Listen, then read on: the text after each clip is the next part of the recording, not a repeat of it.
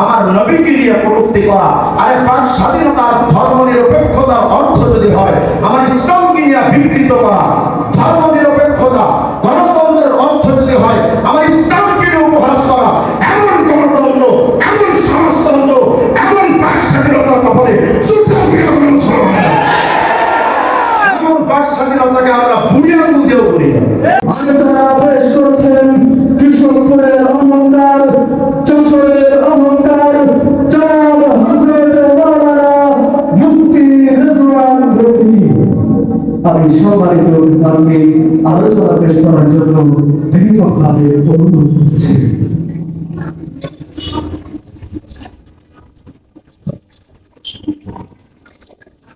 السلام عليكم ورحمة الله وبركاته.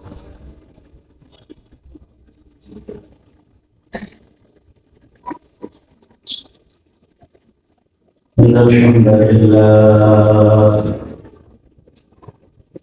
والصلاة والسلام على من لا نبي بعده. أما بعد فأعوذ بالله من الشيطان الرجيم.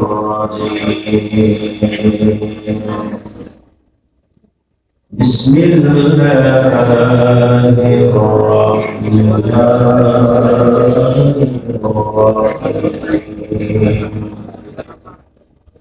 يا أيها الذين آمنوا ادخلوا في السلم كافة ولا تتبعوا خطوات الشيطان إنه لكم عدو مبين. صدق الله العلي العظيم. بشر اللهم صل على محمد وعلى آل محمد كما صليت على إبراهيم وعلى آل إبراهيم إنك حميد مجيد. اللهم بارك على محمد وعلى آل محمد كما باركت على إبراهيم وعلى آل إبراهيم إنك حميد مجيد. بالجواب مدينة العلماء مشاركة المدرسة والولاية إلى السمينار مؤسسة الشباب ومعرفة العلماء الكرام ومقام السلام عليكم. যেহেতু আমরা একটি ভগ্ন মাহফিল, এজন্য কাউকে বিরক্ত করার মতো রুচি আমার নেই। মাওলানা রফি ইসলাম মাদানী রাহিমাহুল্লাহ অলরেডি আমাদের মাঝে এসে উপস্থিত হয়েছে। আলহামদুলিল্লাহ, খুব দ্রুতই আপনাদের সামনে চলে আসে। তাকে আমি আপনাদেরকে বলার আগেই একটু পরিবেশটা সুন্দর করে বুঝিয়ে দেওয়ার জন্য মূলত বসা। আর সুনির্দিষ্ট একটি টার্গেট, যেহেতু অল্প এলাকায় কিছু ফিতনার আবির্ভাব হয়েছে, এই রক্ত নামাজের কিছু লোকেরা নাকি দলিল খুঁজে পাচ্ছেন না, ওনাদের কাছে কিছু দলিল ওনাদের হাতে কলমে ধরিয়ে দিয়ে মাদানী ভাইয়ের কাছে মাইক দিয়ে শেষ করবো ইনশাআল্লাহ। তাকে আপনারা যদি আগে একটু পরিবেশটা সুন্দর করে সাজিয়ে দেন সবার সুবিধা হবে। চিৎকার দিয়ে বলেন তো আল্লাহু আকবার।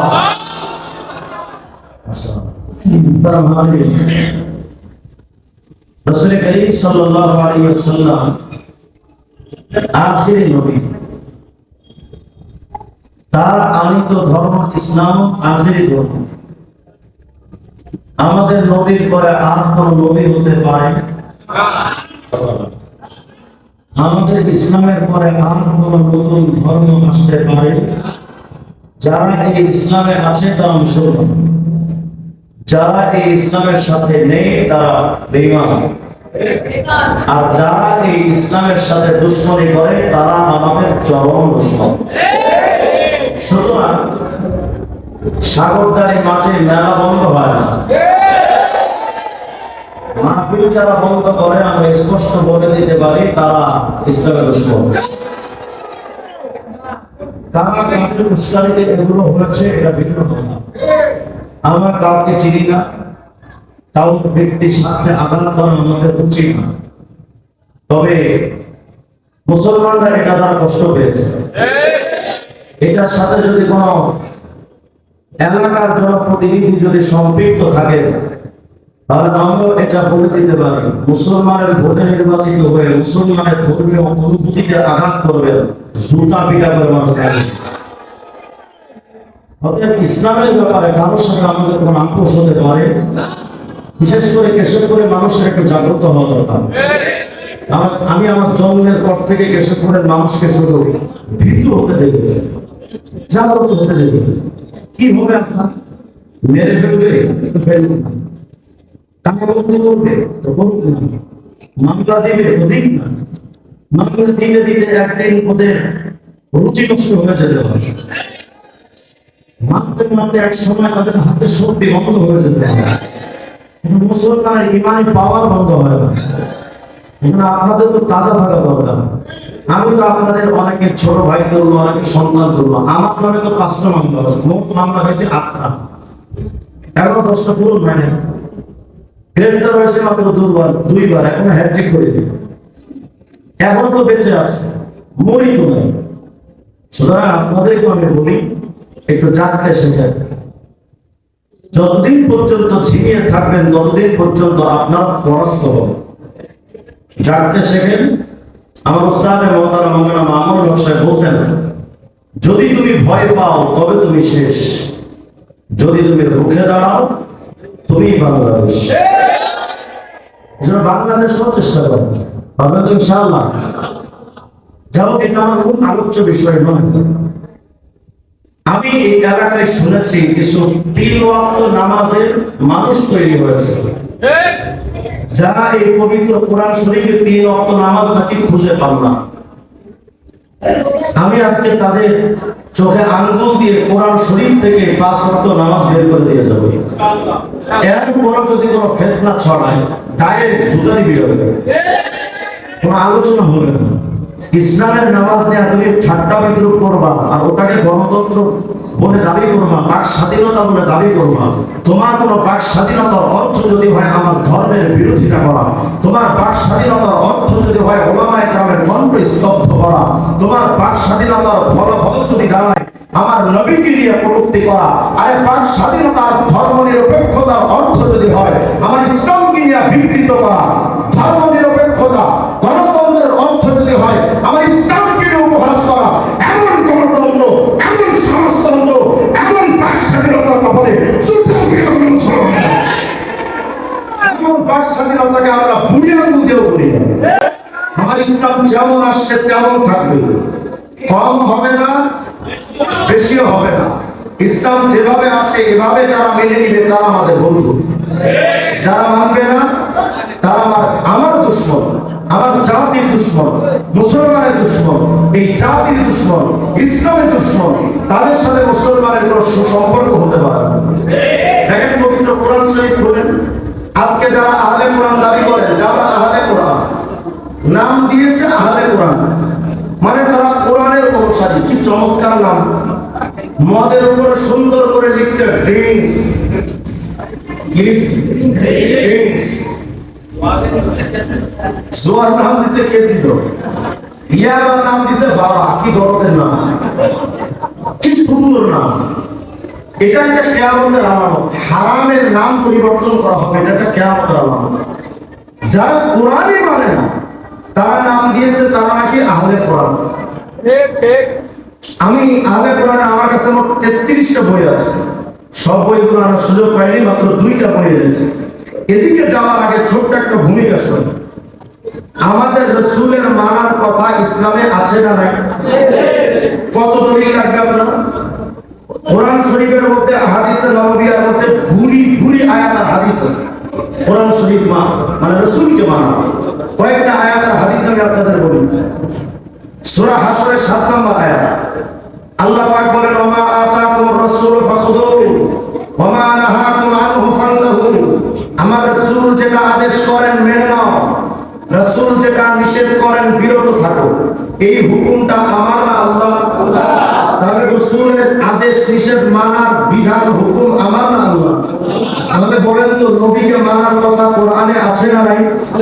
সূরা আলে ইমরান খুঁজেন, 30 নম্বর আয়াত, কুল ইন কুনতুম তুহিব্বুনাল্লাহ ফাত্তাবিউনি ইউহিব্বুকুমুল্লাহ ওয়া ইয়াগফির লাকুম যুনুবাকুম। আল্লাহ বলেছেন যদি তোমরা আমার মহব্বত পেতে চাও, আমি আল্লাহর ক্ষমা পেতে চাও, এই দুটো জিনিস যদি তুমি পেতে চাও, তাহলে তোমাকে একটা কাজ করতে হবে। সেটা হলো আমার রাসূল মুহাম্মদের অনুসরণ করা লাগবে। আমার রাসূল যা বলেন, যা করেন, যা সম্মতি দেন, সেটা তোমাকে মেনে নিতে হবে। যদি তুমি মেনে নাও, দুটো পুরস্কার। এক নম্বর, আমি আল্লাহ তোমাকে মাফ করে দেব। দুই নম্বর, আমি আল্লাহ তোমাকে মহব্বত করব। তাহলে বলেন, আল্লাহকে ভালোবাসা, আল্লাহর ভালোবাসা এবং ক্ষমা পাওয়ার মাধ্যম রাসূলকে মানা, এটা আমাদের কথা না আল্লাহর কথা? আচ্ছা, সূরা আলে ইমরানের 31 নম্বর আয়াত খুঁজেন। কুল আতিউল্লাহ ওয়ার রাসূল, আল্লাহকে মানো এবং রাসূল মুহাম্মদকে মানো। ফাইন তাওয়াল্লাউ ফাইনাল্লাহা লা ইউহিব্বুল কাফিরিন। আল্লাহ বলেছেন, যারা আল্লাহ রাসূলকে মানে না, আল্লাহকে মানে না, আল্লাহ ওই কাফেরদের ভালোবাসেন না। তার মানে রাসূলকে যারা মানে না, তারা মুসলমান না কাফের? বলে মুসলমান না কাফের? আচ্ছা, আর কত আয়াত লাগবে আপনার? এমন আয়াতের দলিল দিতে গেলে তো লম্বা টাইমের দরকার। সূরা নিসার 114 নম্বর আয়াতটা খুঁজেন। ওয়া ইশারাতির রাসূলা মিন বাদি মা তাবায়্যানা লাহুল হুদা ওয়া ইয়াত্তাবি'a গায়রা সাবিলিল মুমিনিন নুওয়াল্লিহি মা তাওয়াল্লা ওয়া নুসলিহি জাহান্নাম ওয়া সাআত মাসীরা। আল্লাহ বলেন, যারা রাসূলের বিরোধিতা করে, যারা সাহাবীদের পথ মানে না, আল্লাহ বলেন আমি তাদের কুফরির মধ্যেই ফেলে রাখবো এবং তাদেরকে জাহান্নামে নিক্ষেপ করব। তাহলে যারা আল্লাহ, রাসূল এবং সাহাবীদের মানে না, এই আয়াত অনুযায়ী তারা মুসলমান না বেঈমান? মুসলমান না বেঈমান? জান্নাতি না জাহান্নামী? আচ্ছা, আর কত আয়াত হাদিস কাটবে?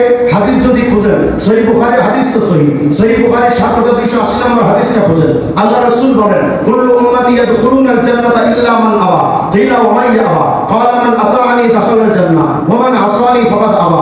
নবী বলেন, যারা আমার নবীর সুন্নাত, আমি নবী মুহাম্মদের সুন্নাতকে যারা মানবে, তারা জান্নাতে যাবে। যারা সুন্নাত মানবে না, তারা জাহান্নামে যাবে। তাহলে এই হাদিস দ্বারা কি বোঝা যায়?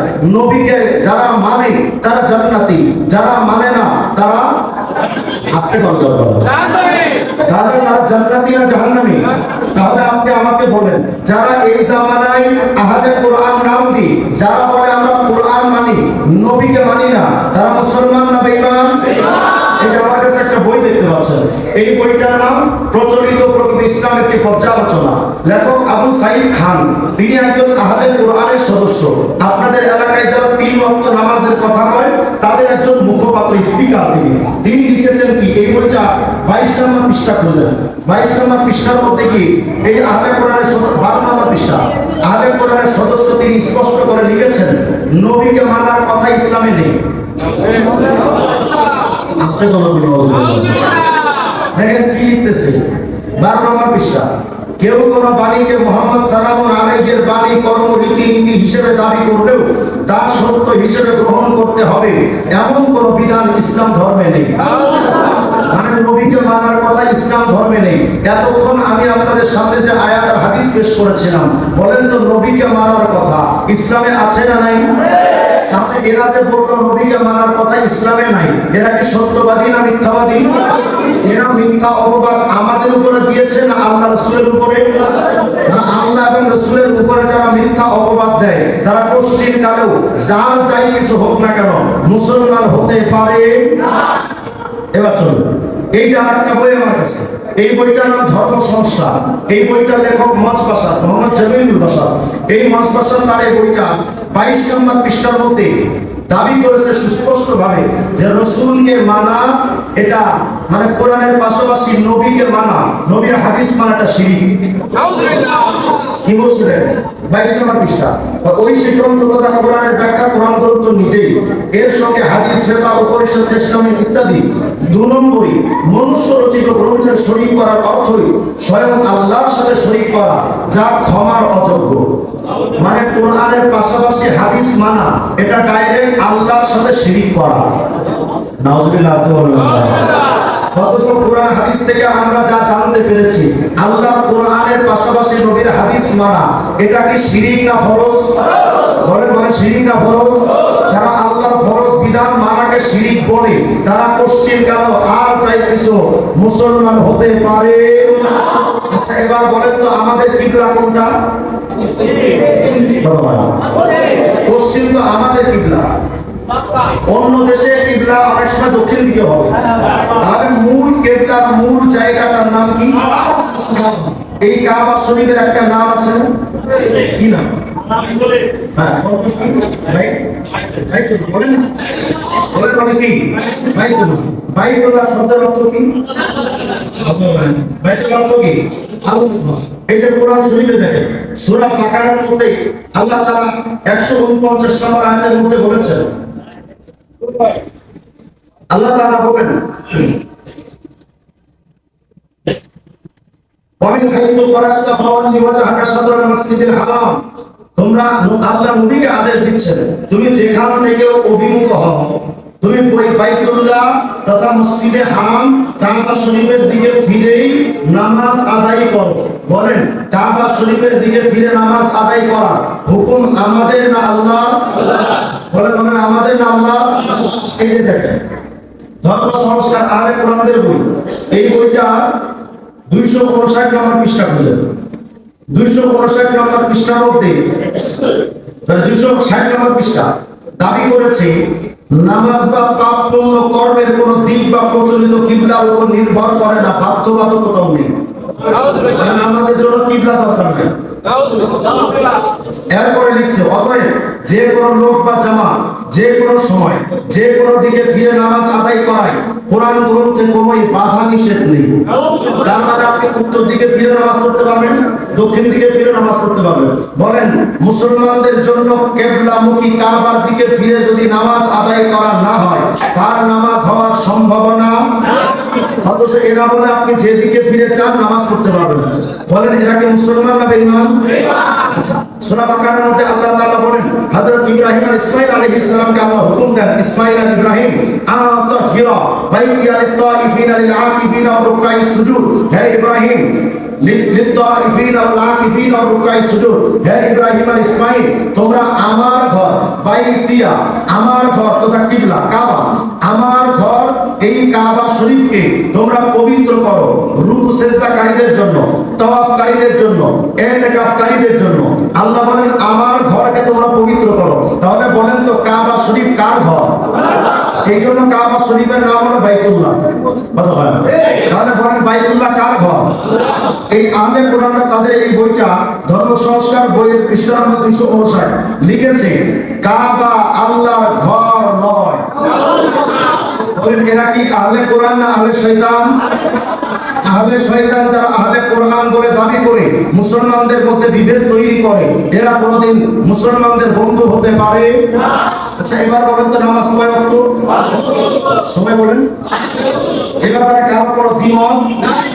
যদি কেউ মনে করে নামাজ 3 ওয়াক্ত, ওরা মুসলমান মনে করা যাবে না। এই যে দেখেন এই বইটা ধর্ম সংস্কার নামক বইয়ে 278 নম্বর পৃষ্ঠায় উপরে লিখেছে কোরআনে মাত্র 3 ওয়াক্ত সালাত। বলে কোরআনে সকাল সন্ধ্যা 2 ও তাহাজ্জুদ অতিরিক্ত এক মোট 3 ওয়াক্ত সালাত ব্যতীত অসংখ্য ওয়াক্ত সালাত রাখা কোরআন বিরুদ্ধ। মানে 3 ওয়াক্তের বেশি নামাজ এটা নাকি কোরআন বিরোধী। গত কিছুদিন আগে আমি একটা হঠাৎ ইউটিউবে একটা গান শুনলাম, মেজবান্ডের এক পীরের মুরিদের গান বানাইছে, কয় 5 ওয়াক্ত নামাজের কথা লেখা নাই ভাই কোরআনে প্রমাণে, মারিফাতের নামাজের ভেদ কয়জনে জানে। মানে নামাজ নাকি কোরআনে 3 ওয়াক্তরা পায় না, নাই। নাউজুবিল্লাহ। ভাই নামাজ তো কোরআনে 3 ওয়াক্ত নাই, তো মারিফাতের নামাজ এটা কয়জন জানে? তা আমি বললাম মারিফাতের নামাজ আর কয়জন জানবে? তোমাদের মুফতি সাহেব জানে। এই মাস ভান্ডারীদের এবং আউল বাউল ফাউল শিল্পীদের মুফতি সাহেবের নাম কি জানেন? আলহাজ হযরত মাওলানা মুফতি মুমতাজ বেগম ভাবি। বিরাট বড় মুফতি সাহেব। এই মাঝে মধ্যে দলিল দেয়। কি দলিল জানেন?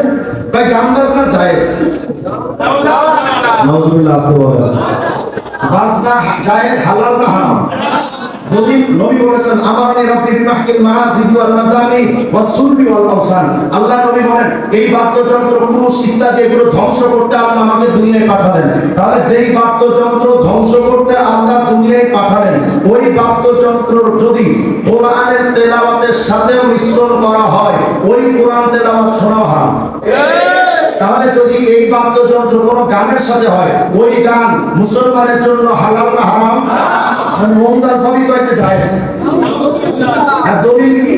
এখন ওরা যদি কোরআন শরীফ খুলে দেন, তো কোরআন শরীফ খুলে দিলে তো ওযু মাত্র 13 বার যাবে একবার, তাই না? কোরআন শরীফ তো পড়তেই জানে না। এখন দলিল দিচ্ছে মুমতাজ ভাবি, কি দলিল? ভাই আকাশটা কাঁপছিল কেন, জমিনটা নাচছিল কেন, বরফের ঘাম ছিল কেন, সেই দিন গান গাইছিল খাজা যেই দিন সেই দিন। যে আকাশ একদিন কাঁপছিল, কোন দিন? খাজা মঈনুদ্দিন চিশতি যেদিন গান বাজনা করছিলেন সেদিন আকাশ কেঁপেছে, জমিন নেচেছে। তাই বললাম ভাবি, আকাশ যদি কাঁপে আর জমিন যদি নাচে, তো বিল্ডিং গুলো ছিল কেন? বলেন, খাজা মঈনুদ্দিন চিশতির মতো এত বড় একজন আলেম হুজুর, এত বড় একজন আল্লাহওয়ালা, যিনি রাসূলের ইশারায় হিন্দুস্তানে আসলেন, লক্ষ লক্ষ মানুষ তার কথা শুনে কালেমা পড়ে মুসলমান হলো। এই মানুষটি খাজা মঈনুদ্দিন চিশতি রাহিমাহুল্লাহ জীবনে কোনদিন বাদ্যযন্ত্র করেছেন এটা শয়তানও বিশ্বাস করে? আমার তো মনে হয় মুমতাজদেরকে শয়তান দেখে দূরের থেকে মুচকি মুচকি হাসে আর কয়, মুমতাজ তুই হারাবি। এখন এরা নাকি 5 ওয়াক্ত নামাজ কোরআন শরীফে খুঁজে পায় না। এখন আমার সামনে তো কোরআন শরীফ আছে, আমি যদি হাদিসের ভান্ডার 10 লক্ষ হাদিসের ভান্ডার আছে, এই 10 লক্ষ হাদিস থেকে যদি প্রমাণ করি নামাজ 5 ওয়াক্ত, এরা তো বিশ্বাস করবে না, কারণ তারা তো নবী মানে না। তো নবী না মানে হাদিস পড়া তো প্রশ্নই আসে না, তারা মানে সরাসরি কোরআন। তো চলেন, আমার সামনে কোরআন শরীফ আছে, এই কোরআন থেকে যদি 5 ওয়াক্ত নামাজের দলিল আমি দিতে পারি, আর এই এলাকায় যদি কেউ এসে 3 ওয়াক্ত সালাত নামাজের কথা কয়, কোনো আলোচনা করবেন না, পর্যালোচনা হবে না, ওর সাথে কোনো আলোচনাই হতে পারে না। একটাই সমাধান, জুতা দিয়া পিঠার চামড়া লাল করে দেওয়া দরকার। এই যে কোরআন শরীফ 5 ওয়াক্ত নামাজ দেখেন তো আছে কিনা? আমি দেখাই আপনাদের।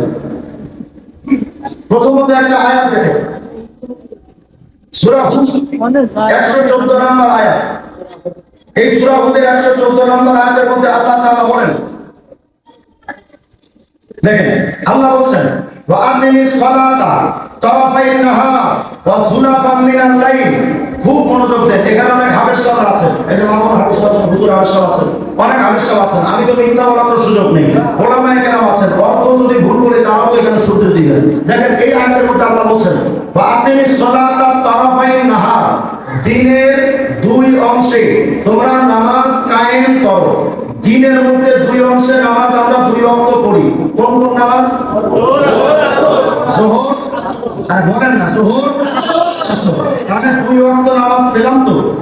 আচ্ছা, এরপর আল্লাহ বলেন, ওয়া যুলাফাম মিনাল লাইল, রাতের শুরু লগ্নে, প্রান্ত ভাগে, শুরু লগ্নে নামাজ কায়েম করো।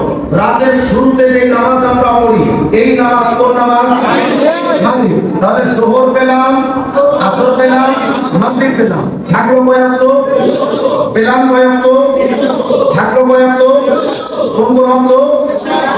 এশা, ফজর। আচ্ছা, এবার চলুন আরেকটা আয়াত দেখি। এই আয়াতটা পাবেন আপনারা সূরা নূরে 58 নম্বর আয়াত। দেখেন আল্লাহ বলেন সূরা নূরের 58 নম্বর আয়াত, ইয়া আইয়ুহাল্লাযীনা আমানু লিয়াস্তাযিনকুমুল্লাযীনা মালাকাত আইমানুকুম ওয়াল্লাযীনা লাম ইয়াবলুগুল হুলুম মিনকুম সালাসা মাররাত। আমি আয়াতের অর্থ করব না, আপনারা এমনি বুঝবেন। দেখেন আল্লাহ বলেন, মিনা ক্বাবলি সালাতিল ফজর।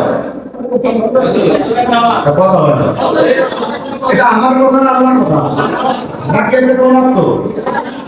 আচ্ছা, আগে আমরা যোহর পাইছিলাম, এই আয়াতের মধ্যে আল্লাহ যোহরের নামাজ আবার বলেছেন। দেখেন আল্লাহ বলেন, ওয়া হিনা তাদাউনা সিয়াবাকুম মিনাজ যাহিরা। বলেন না যোহরের নামাজ। যাই হোক, আমরা আগে যোহর পেয়েছিলাম, এখানেও নাম ধরে পেলাম। যোহর পেয়েছিলাম, আসর পেলাম, মাগরিব পেলাম, ফজর পেলাম, বাকি আছে কোন অর্থ?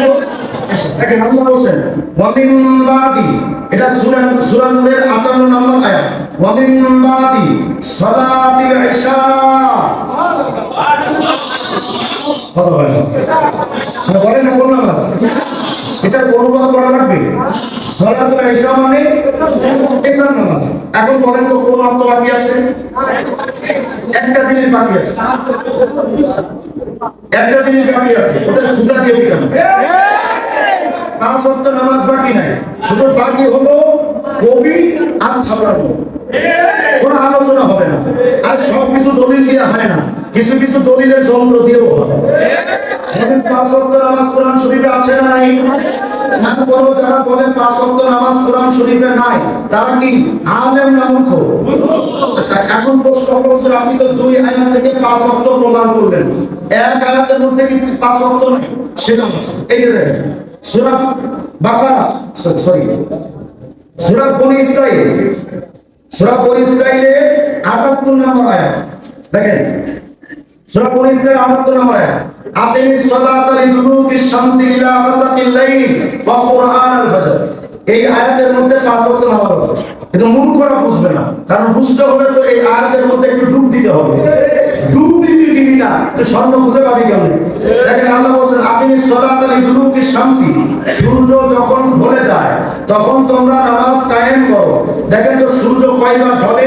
এই যে পূর্ব দিগন্ত থেকে সূর্য উঠলো, উঠে একেবারে মাথা বরাবর আসলো না? এখন ঢলা শুরু, প্রথম ঢলাটা যখন দিবে কোন নামাজ? আর বলতে হবে সবার কোন নামাজ? এই সূর্যটা ঢলে মাঝখানে আসলো, এই ডুবতে যাওয়ার দিকে আরেকটা ঢলা দেয় না? এই দ্বিতীয় ঢলাটা যখন দেয় কোন নামাজ? বলেন কোন নামাজ?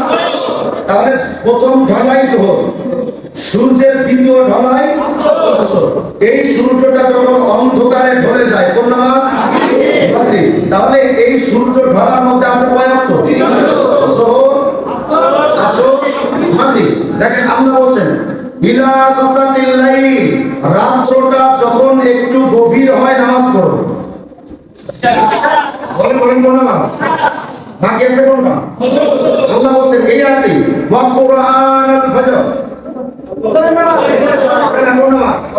ফজরের নামাজ। এখন আপনি বলেন কয় ওয়াক্ত নামাজ বাকি? এক ওয়াক্ত বাকি আছে। তাহলে বলেন তো কোরআন শরীফে 5 ওয়াক্ত নামাজ আছে না নাই? এরপরও যদি কেউ কয় কোরআন শরীফে 5 ওয়াক্ত নামাজ নাই, ওদের সাথে মুসলমানের কোনো আপোষ হতে পারে না।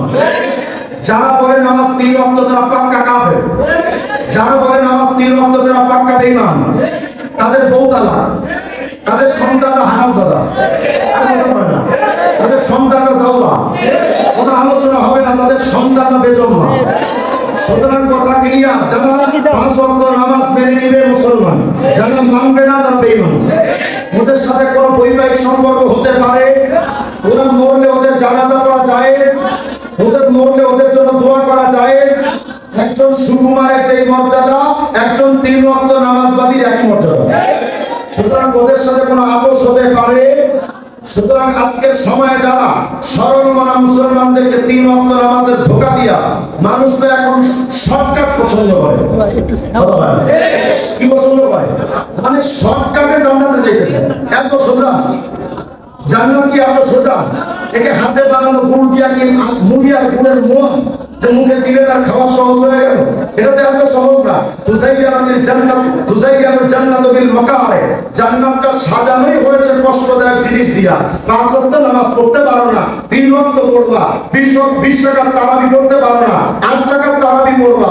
তুমি যে এই ইসলামকে শর্টকাট করতে আসো, করতে থাকো, কবরে যাওয়ার পরে তোমার শর্টে মায়ের এমন পিটানি খাইবা, দৌড়ানি জায়গা পাবে। সুতরাং ইসলাম পরিপূর্ণ। এই যে দেখেন আল-ইয়াওমা আকমালতু লাকুম দীনাকুম ওয়া আতমামতু আলাইকুম নি'মাতি ওয়া রাদিতু লাকুম ইসলাম দীনা। আল্লাহ বলেছেন আমি এই ইসলামটা পরিপূর্ণ করে দিলাম। ইসলাম পরিপূর্ণ। এই যে মনে করেন ইসলাম এখান থেকে এ পর্যন্ত বিদায় হজের দিন এই ইসলামটা পরিপূর্ণ হওয়ার ঘোষণা দিয়েছেন কে? আল্লাহ। আর আল্লাহ দিয়েছেন নবীর কাছে। আল্লাহ বলেছেন আল-ইয়াওমা আকমালতু লাকুম দীনাকুম, আজকে আমি দ্বীনকে পরিপূর্ণ করে দিলাম। তাহলে বিদায় হজের দিন ইসলামটাকে আগাগোড়া পরিপূর্ণতার ঘোষণা দিলেন কে? অর্থাৎ এই ইসলাম পরিপূর্ণ। এখান থেকে বানানো যাবে না, কমানো। যারা এই ইসলামটাকে কাটছাঁট করে, কাটাছেঁড়া করে, ছাঁটাছাঁটি বাড়াবাড়ি করে, তারা কোনোদিন মুসলমানের বন্ধু হতে পারে। আমার মূল টার্গেট ছিল এটা। আমি দীর্ঘদিন যাবত শুনি এই সাগরদারের আশপাশ কোমর পুকুর আছে, কোমর পুকুর আছে, 3 ওয়াক্ত নামাজের গায়ে প্রবক্তা, আবার এদিকে একজন আলোচক আছে নাকি, তিনিও নাকি এগুলো নিয়ে খুব আলোচনা করে থাকেন। সুস্পষ্ট কথা হলো, বিভ্রান্ত হওয়ার সুযোগ নেই। এই জামানাটা ইসলাম ধ্বংস করার জন্য অন্যতম হিসেবে কাজ করে আহলে কোরআন, আহলে হাদিস, হিজবুত তাওহীদ, শিয়া, মাজার পূজারী, কবর পূজারী, বিশেষ করে বর্তমানে হিন্দুত্ববাদী শক্তি। তারা মুসলমানদের ঈমান থেকে আলাদা করার জন্য ব্যাপক চেষ্টা করছে। আমরা স্পষ্ট করে হিন্দুদের ব্যাপারে বলি, নবী বলেছেন যদি এই জামানায় কেউ অমুসলিমের উপরে হামলা করে, অমুসলিমের সম্পত্তি দখল করে নেয়, নবী বলেছেন আমি হাজিজু ইয়াউমাল কিয়ামা, আমি নবী তার ওই মুসলমানের বিরুদ্ধে যে অমুসলিমকে অন্যায়ভাবে কষ্ট দিয়েছে, আমি নবী কিয়ামতের ময়দানে ওই মুসলমানের বিরুদ্ধে আমি নবী মামলা করব। তার অর্থ বোঝা যায় কোন অমুসলিমের উপর হামলা করা জায়েজ? আর বলেন জায়েজ? কোন অমুসলিমের দুর্গা পূজা আমরা হামলা করি না, তাদের মন্দিরে হামলা করি না, তাদের কোন সদস্যের উপরে আমরা কটূক্তি করাকে ইসলামিক ভাবে আমরা সাপোর্ট করি না। কিন্তু কথা ক্লিয়ার, যদি মুসলমানের পায়ের উপরে পা রেখে কেউ ঝগড়া লাগাতে চায়, এমন লাথি খাইবা ধুতি করা টাইম পাবা। সুতরাং সবাই জাগ্রত হবেন ইনশাআল্লাহ।